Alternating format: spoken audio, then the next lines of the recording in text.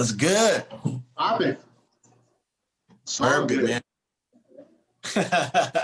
We back, man. We're back in the game, man. Kind of continuing on our talk from the last one, man. Came up with the title of Decisions to Decisions, right? And what we were talking about last time was really just our decision-making process, like why we decided to go into, business for ourselves. We talked about that a little bit. And I think we're ending off with, or I remember I said it towards the end was, how do you continue, how do you like kind of continue the processes when things don't seem fun, right? You know what I'm saying? Which is like almost all the time. Right? You know what I'm saying? So it's like, how do you continue with the process? Like you may have these big goals and things like that, and you decided to do a business. You decided to, I'll just speak for myself. Decided to go into business, and then you hit some roadblocks, right? Mental roadblocks a lot of times, and especially for myself, hit just mental walls. And we have mentorship, I think, helps with that. I think having a solid mentorship and be willing and capable of asking them questions helps. But I'll just ask you, have you ever had like any like mental roadblocks, or any things kind of hindering you in your after you made the decision to go into business, like did things like take right off for you, or did things like kind of go and then slow down and then go again? How did you kind of get through those phases? To answer your first question, mental roadblocks, absolutely 100%. And I think that it's a constant. Obviously, even outside of business, there were mental roadblocks and stuff. And there's challenges. There's outside noise, right? When you're on a journey to do something different, regardless of what it is. So those roadblocks have come, a lot and often. And it seems like every time that there's a little momentum built, there's something, that gets kind of thrown out in front of you. And I think that's the challenge. I think, entrepreneurship is, it's really a challenge of your stick-to-itiveness. I don't think that that's a word, but, I think it's designed to build character, and it's not for the faint of heart. And, we've had some successes, in the beginning stages. And then we had a ton of setbacks. And those setbacks were things that, maybe it could have been anything, but, it was obviously unforeseen and unexpected because the journey had just started and I didn't really know what to expect, but like my whole vision, and I think most people get caught up with like the end result and this glorious, fantastic life and accomplishing goals and dreams and all of this stuff, which you should hold on to. But man, you need to know you're going to get punched in the mouth a few times. And when you do get punched unexpectedly, like a sucker punch, that's where that mental roadblock, so to speak, came into play, at least for me. I was like, oh man, like this is different. And you start questioning your tactics, you start questioning your ability, you start questioning whether or not this is something that you're going to be able to do. Pain doesn't feel good, but it's not supposed to. And I think, we forget that. So yeah, man, those roadblocks, they come, they'll continue to come. I've come to expect them now.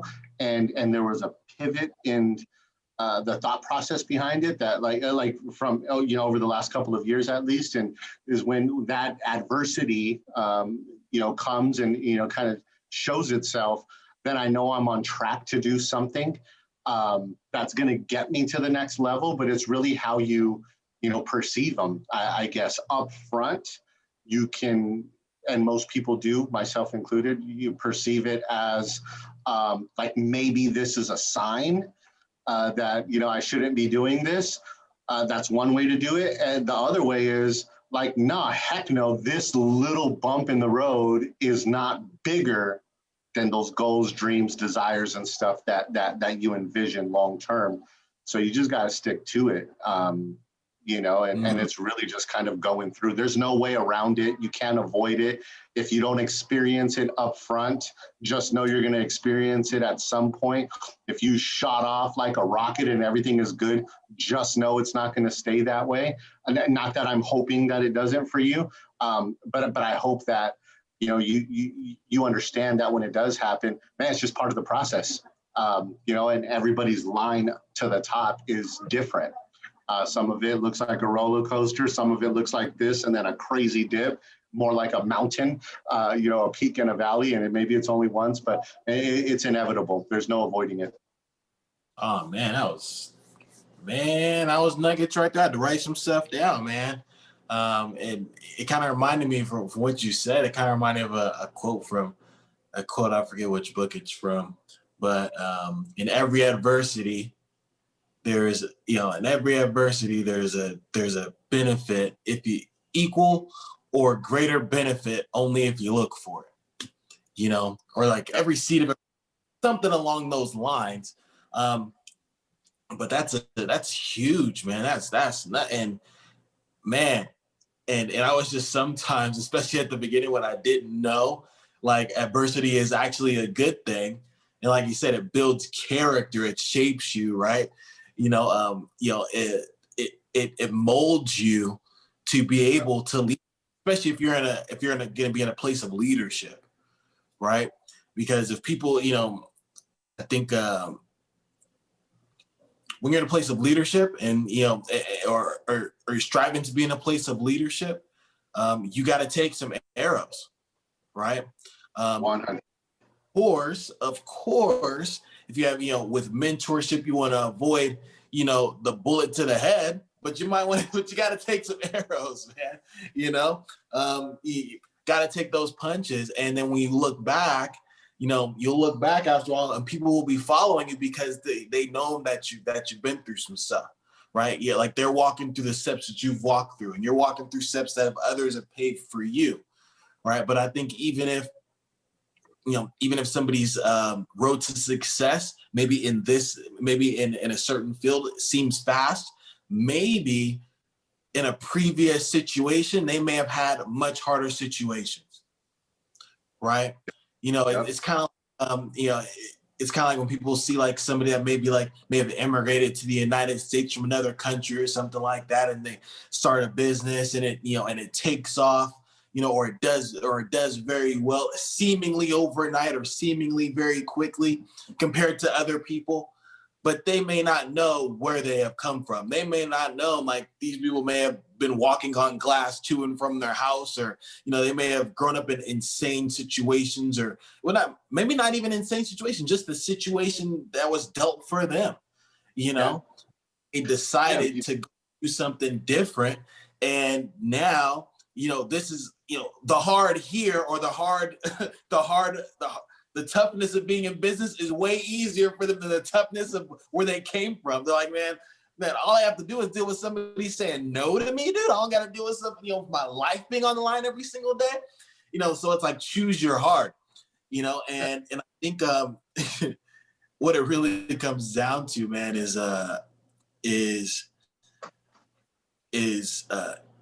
you got to tough it out. Got to tough it out, especially and just remembering what the plan is. Going back to your plan, looking at your plan. I think a lot of times, I know with myself, I got off track when I didn't look at my plan for extended periods of time. I got when you have this ideal plan, maybe written down on a piece of paper or in like a book or something like that. And I might be doing some great work for a while and build up a little bit of consistency. Some things are going good. And then you start feeling yourself a little bit. You start feeling yourself a little bit like, oh man, I got that. Cool. I can just do this and do that. Boom, boom, boom. I can just turn it on and turn it off. And then as soon as something doesn't go as planned or a couple of things don't go as planned, you're like, oh crap. And you're not doing what you did to get there. you know, to continue on. Yeah, And you people fall, fall off course. Yeah, you man, know, it's crazy. You said something, and I was like, that was a great perspective that you started with. You know, as far as like people not knowing the price somebody else has paid. That was eye opening to me, because yeah, there are people, especially in our line of business, that come in and seemingly take off like a freaking rocket. And there's been a lot of times, many times, even recently, where I look and I'm like, dude, like something's wrong here, but it's not, right? But first of all, the thing that's wrong is me comparing whatever chapter I'm on to whatever chapter in life they're on, right? Like, all of us have a different book. And so don't compare your chapter 1 to somebody's chapter 20. And that goes to, speak on the fact that we don't know the price they've paid behind the scenes, that backstory that you mentioned. So that was a powerful message that you just gave there. And I hope people caught that, because I know a lot of times, especially up front, I had this idea that, it was all going to be sunshine and rainbows for me, that, I was going to do this and it was just going to be glorious. And then when it wasn't, I was like, wait a minute, but I'm better than that person. And I'm comparing myself to somebody else and not knowing, what they've done and stuff like that. So I appreciate you saying that, man, because it kind of just slapped me upside the head really quick and brought me back, so that was awesome. man, shoot, man, I've had the same thoughts, right? And I think, and heard this on a talk a little bit, a couple of days ago. Somebody was saying, and it stung a little bit. You know what I'm saying? It definitely stung a little, because it's like, man, what am I focusing on? But they said, winners focus on winning, losers focus on winners. Oh yeah. And that right there, I was like, yo, you know what it is? It's the scroll mentality, man. We're scrolling through the feeds, right? Which is good to see others succeeding. It's great because that might cause that might help with some external motivation for a short period of time. Like, okay, cool, they can do it, I can do it, right? That's a little bit of external motivation, but your internal motivation has to be notched up. And the only way your internal motivation, I feel, can get notched up, or just a couple of things, would be your habits, right? Your habits help with that. Your habits help with your fueling your internal motivation and keeping the promises that you make to yourself often, right? So you say you're going to do these things in the morning. I'm going to do this. Hopefully you brush your teeth in the morning, right? Brush your teeth. You make your bed, you brush your teeth, you read you probably read your plan before that, or you have maybe some meditation a little bit. You do an exercise or something. You start building those habits. You stay consistent. You start seeing your mentality change a little bit. Then that builds a little bit more confidence, in yourself by maintaining those habits. And I think another thing too, that some people that get kind of that has happened with me a couple of times too, where you get burned out, is you don't really track you don't celebrate the small wins. You just keep going without celebrating small victories. And I think helping with celebrating small victories here and there, setting little milestones for yourself here and there in between some of the bigger ones, help a lot. It's like, shoot, if I do this, then I can do that.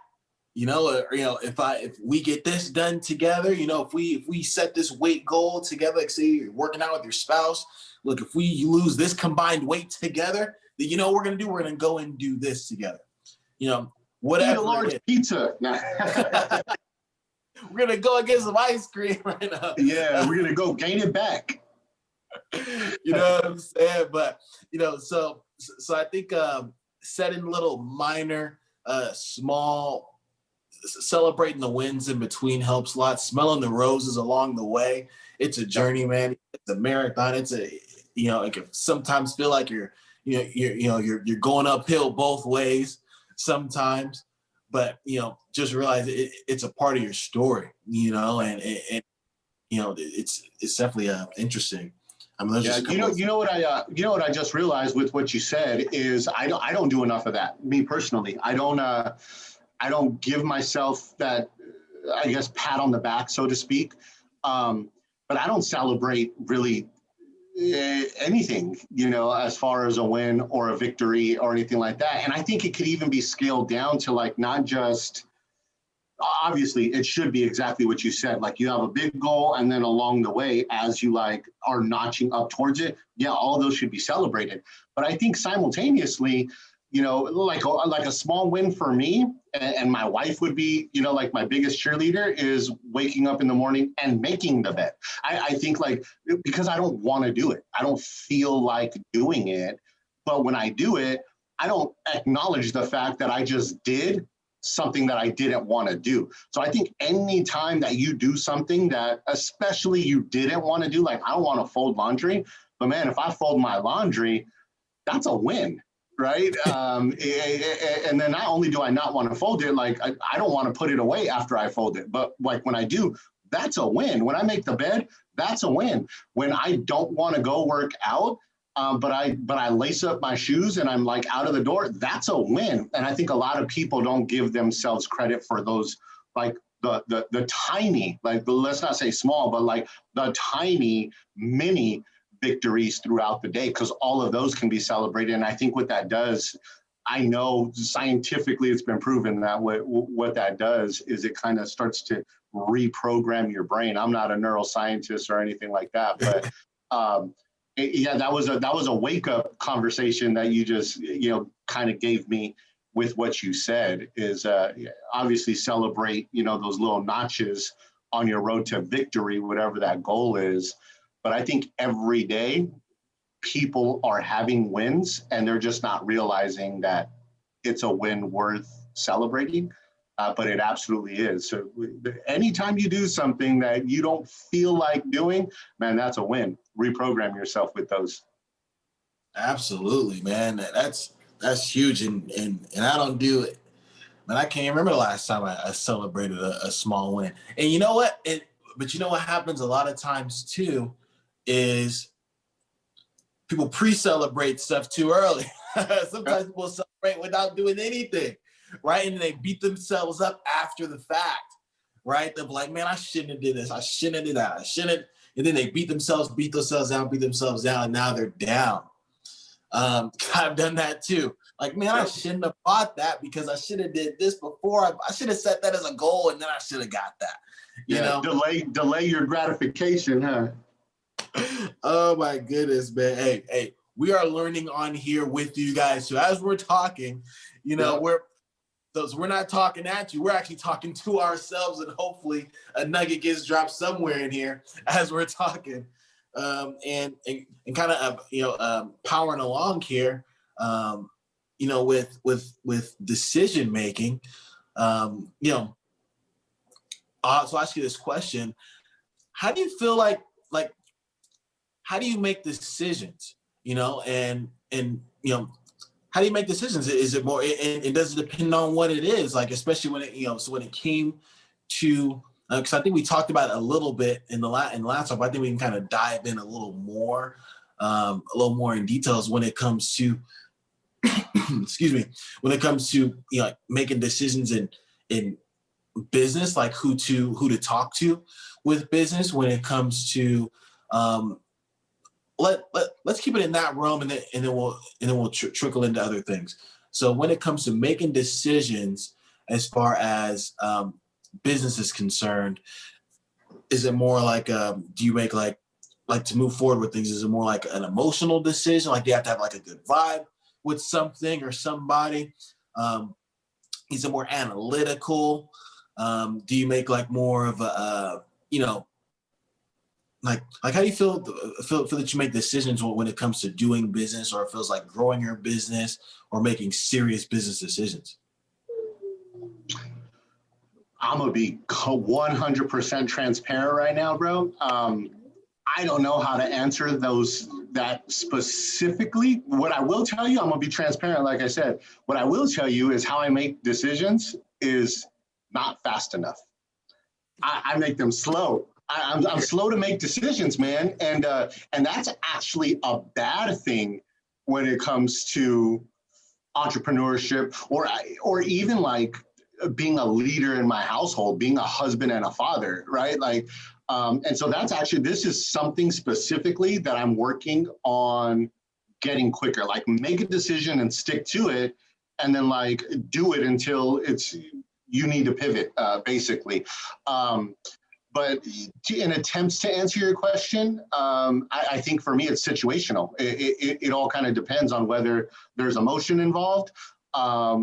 Usually, if there's emotion involved, it's the decision would affect my loved ones, meaning, specifically my wife and my children directly, anything like that.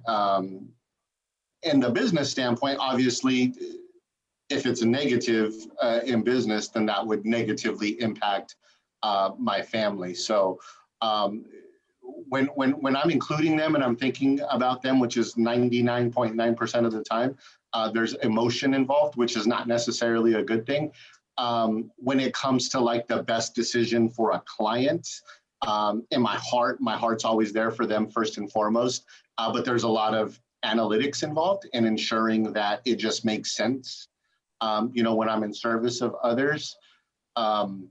And I know I'm not answering the question, and I'm not trying to like avoid answering the question.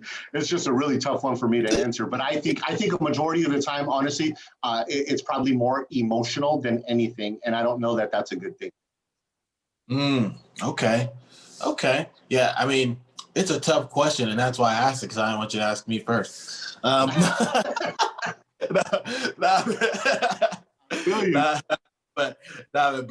man, the decision making can be tough, man. Yep. You know what I mean? It can't, and for me especially, man, because I think a lot. I'm a systematic person, but I think about, okay, what if this, what if that, what if that, what if that? And just like you were saying, man, sometimes it can be really tough, man, when it comes down to what do I want to eat? So my fiance will ask me, hey, so where do you want to go to? What do you want for dinner? I'm like, I don't know. Maybe we can have this. No. Hey, what? And I realized, shoot, like that's a decision, right? And it's not like quick on the draw. And when we were talking about family, and I'm new to the family, to starting my own family type of experience right now, and I'm starting to realize, in leading a household now, you got to be on. Nobody's perfect, right? But you got to take that first step with 100% certainty that it's the right step. You got to take that step like, we're moving forward. Here's what we're doing. Right now, this first step is what we're doing, and this is what we're going to be doing, right? We're walking together in this step, and you may not know everything about everything, but I'm going to take this first step with 100% certainty. Well, let's do it. And some, maybe not 100%. So I don't want to say 100% certainty, but with the confidence that, everything will work out. Everything will work out the way it needs to work out, and kind of starting to have starting a little family of our own. We're getting engaged, get married, and and everything like that. Right now, it's just been very interesting in deciding to, man, like that was the whole huge decision process right there. There's probably people out there. There's probably, it's probably women out there right now probably deciding like, man, is this the person for me? To try to figure it out. How long it took me to figure it out. It wasn't was this the right person for me? It was, am I ready for that? Am I ready to take that on? Am I ready enough? And you know what? I wasn't going to know if I was ready until I did it. I was just going to say that exactly, bro. There's four of us, 4 kids. My parents had 4 kids. I'm the oldest of the 4. And the 2 youngest ones started families first, meaning they were parents before the 2 older ones. I didn't become a dad until I was 31. But my youngest sister was constantly asking me like, when are you gonna, when are you gonna start a family? When are you gonna, become a dad? When are you gonna do this? And here's the thing, there's no timetable. I'm not saying that there's a timetable, but man, my clock was ticking. I knew I wanted to be a dad at 16. But my answer to her every time she asked, the multiple times she asked was, well, I'm not ready yet. Like as soon as I'm ready, then I'll start, that process, so to speak. And she said, dude, like you'll never be ready because you've never done it before. So like, you don't know what ready looks like. You might have an idea of like, once I line this up, once I line that up, but she's like, you'll never be ready. Like if you're waiting until you're ready, to start, and the same is true for starting a business venture. You will never be ready. Like there's no toe dipping. It's make a decision and jump in. And so, it's funny that I'm saying that and I'm telling you I'm slow to make decisions. It's so crazy, dude, like the way our minds work and how we, flip flop and go back and forth and stuff. But, as a husband and a father of two, specifically as a husband, what I will tell you is I know that my wife finds it unattractive to be undecisive. So if you can get better at becoming decisive a lot more quickly, Alex, I'm gonna give you that tip. It's $1 million tip, and she doesn't always agree with what I say. If it's like, hey, where do you want to go eat? And I say, well, let's do this. She'll give me some feedback and some input, and I just, have to learn to swallow that. Happy wife, happy life. But I feel like sometimes it's a test. She just wants to see if I'm gonna tell her this is what it is. And it's few and far between where she pushes back or suggests something different. She's not that kind of woman, but a lot of the times she just wants me to make a decision, and so she'll say, okay, okay, hey, here's what we're doing, okay. And then the times where I'm like, I don't know, it's up to you. She's like, you can see the frustration, bro. It's funny, dude. It's funny. So that's a little tip for you and for any of you men out there that are maybe newlyweds or in kind of that honeymoon stage or whatever they call it. But decision now, man. Decide now.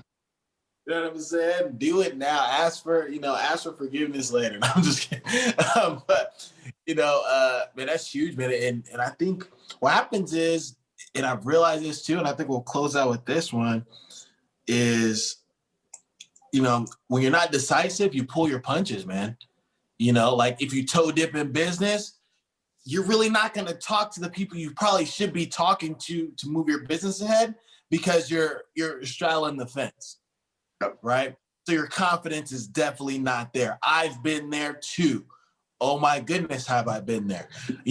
Pulled the punches because I wasn't totally 100%, maybe even sold out on my own vision of what I wanted this to be. I was still uncertain. So I wasn't necessarily willing to, and in my mind, I was thinking I was gonna mess up a relationship or something like that, or mess something up, or not seem a certain type of way because I was half in, half out mentally. And sometimes people go all in into business financially, but are still half in, half out mentally, and it crumbles. I think a lot of businesses, a lot of that has to do with maybe that, a lot of reasons why people aren't where they want to be in business, and why along the way I haven't hit certain goals in a certain amount of time when it came to business is because I was straddling the fence mentally on myself and my own confidence in what I was doing. I'm super transparent when it comes to that. Like that's just me being totally honest. And I had to really, really, really kind of have a meeting with myself and be like, okay, Alex, if this is what we're going to be doing, dude, if this is what we're going to be doing, this is what we got to do. Here's what we got to do. And then after I did the meeting with myself, right, I introduced mentorship. All right, here's what I want to do. How can we do this the best possible way? And then I got mentorship involved. Maybe some people need mentorship involved first, and then they can kind of coach them through that part, just so they know. But that's what happened for me, man. And there might be some folks out there that might be straddling the fence. How do you not straddle the fence? When you have those thoughts, get to your mentorship immediately. When you have those thoughts, get to your mentorship immediately. And if you haven't went over your plan or your habits or anything like that, go over that and be like, look, are those reasons big enough for you? Then you might have to man. All right, I'm gonna trickle into this too. Sometimes the reasons why you may have started something might not be the true reasons why you did it. Like the real true, like or they can change, or they can change too. You know what I mean? Like take them for what they are. I think if there was something that got you started, beautiful, take that and don't go back, right? But like if there's something new that's going to keep you going, then change it. It's okay to change it. Yeah. I mean, it might not have been the reason that's going to power you through for the next 15, 20 years, but accept it for what it was. If it got the ball rolling, cool. And now that it needs to change to continue the ball to roll and build some momentum, then change it. Absolutely, man. Shoot, man. Any other closing thoughts here on the decision to decisions, man? Yeah, the one thing I would say is because I did say, me personally, most of the decisions I think I make involve emotion. And I think people, I know people are we're emotional beings, right? Like a lot of what we do is based on emotion. I don't feel like this, or this is what I feel like eating. Isn't it funny that we don't say like, oh, I want to taste, this is what I want to taste. It's like, I feel like this, right? So I think most of our decisions that we make are emotional. And so with that being said, what I would say, like my mentor has always told me, never make a decision when you're down emotionally, right? Give yourself some time to process. If you're down and in a funk, never make a decision at that point.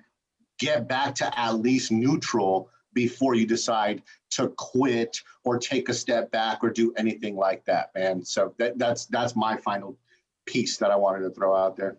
Ooh, well, sheesh. Well, man, this was some fire, dog. This was some fire. There's some fire today, man. Close it out on decisions to decisions, you guys. Just remember, man, please, we appreciate your support and taking a look at our videos, man, checking out our channel. Please like, comment, subscribe, check our Instagrams out. They're down there in the description. We really greatly appreciate it, man. And just remember, no pressure, no diamonds. No Peace. diamond.